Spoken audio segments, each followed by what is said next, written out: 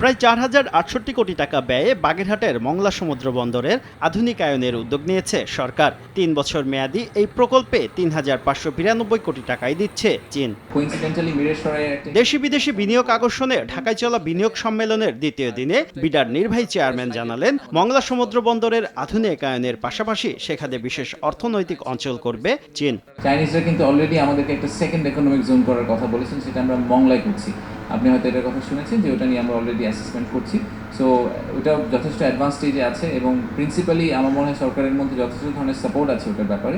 দেশে বিনিয়োগ পরিস্থিতি খতিয়ে দেখতে আজও জাপানি অর্থনৈতিক অঞ্চল পরিদর্শন করেছেন চীন, কোরিয়া, ভারত, আমেরিকা সহ বিভিন্ন দেশের উদ্যোক্তারা। বিডার নির্বাহী চেয়ারম্যান জানালেন, জ্বালানি নিয়ে বিনিয়োগকারীদের মধ্যে উদ্বেগ আছে, যা দূর করতে শিগগিরই নতুন জ্বালানি নীতি প্রকাশ করা হবে। আগামী 3 থেকে 5 বছর আমাদের যে গ্যাসের ঘাটতি আছে সেটাকে আমরা কিভাবে সেই ঘাটতিটা থেকে সরে আসব, খুব ক্লিয়ার কাট রোডম্যাপ হিসেবে আসলে আমাদের পাবলিশ করা উচিত সরকার হিসেবে।